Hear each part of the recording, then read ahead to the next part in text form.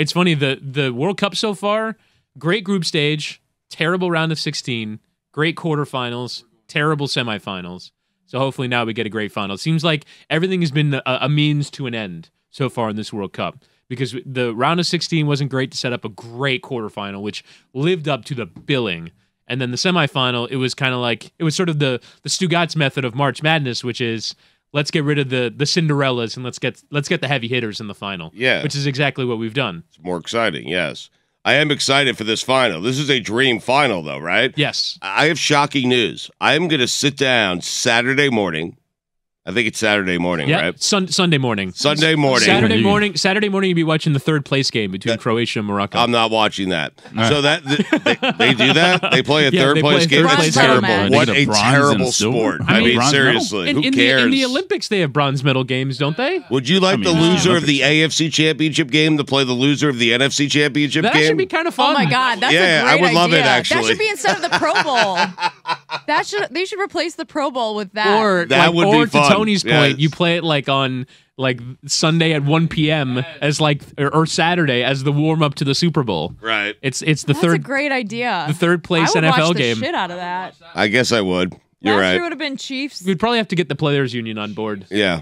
Well, I'm not doing it for 49ers. soccer is my larger point, but I am excited for this game because you have generational player versus generational team, and I have Messi plus 550 to win the Golden Boot. So I am going to sit down Sunday morning. Top, right? He's joined top with Mbappe and with Giroud for the Golden Boot. Yes. I mean, it's a Golden Boot game as well as a determine who wins the World Cup game, an all-time legacy game. I like it. It's got everything. You know what that means? And I can appreciate that. And so I'm excited for a soccer game. You know what that means? What? All these elements together? What? This one? What? It's for all the marbles. Oh, the whole enchilada! Oh my God! I didn't think of it until you said it, Mike. I mean, we didn't even mention the fourth story is it could be a crowning game because Kylian Mbappe, age 23, could have 2 World Cups. There was a comment during our live Morally Abhorrent yesterday, which promoted Sunday's match as the best player in the world versus the best player of all time.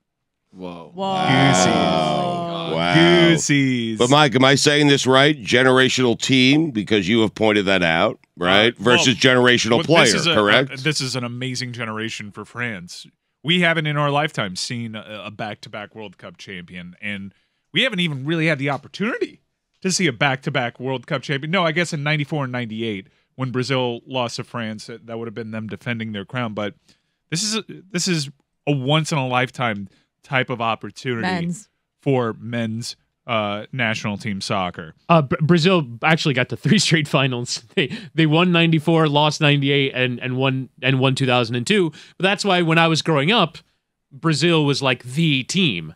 It was the team that sort of defined the sport. They had the commercials made about them. Brazil was this unconquerable thing, and they have not been that in 20 years.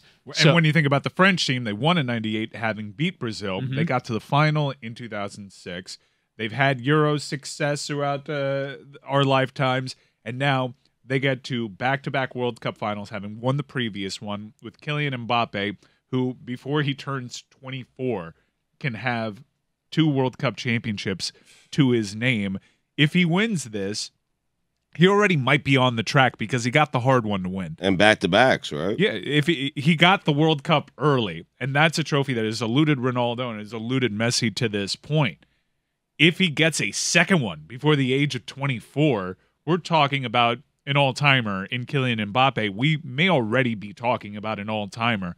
I think he idolized Cristiano Ronaldo growing up. I think his scoring output, especially if he keeps sacking him up, those goals up and getting fat off of bad competition in the domestic league in France because he plays for PSG. We're talking about somebody that could be on that Mount Rushmore. Woody, this is a dream matchup for you guys, right? Yeah. If I told you before the World Cup started, this is what you would get in the final, you would take this, right? Yeah, I mean, you would want this. I would have loved for somebody else to be in besides France, just because I've seen this team already. But now that they're you haven't there, seen this team. Right, that's fair. You haven't seen They've this had edition a of ton France of injuries. having to deal with injuries, and there is a very interesting storyline attached to this, is that Karim Benzema may be available for France.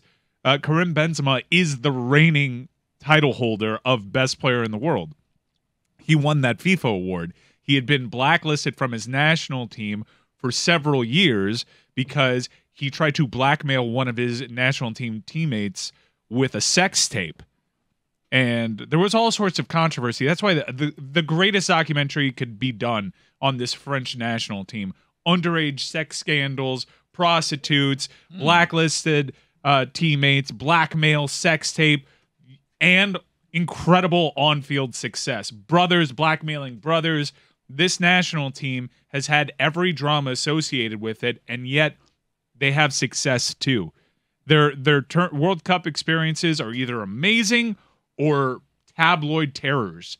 And here they are, led by a team that has been suffering through all sorts of injury, and they get to the final match against one of the greatest players we've ever seen, who will stop at nothing this tournament to shut people up and finally get that trophy. It is drama on top of drama. It is the greatest sports theater that you can think of, this men's World Cup final. And the wild thing is like, there's only one player in the history of soccer that has won 3 World Cups, and that's Pelé. He won in 58, 62, and 70 for Brazil.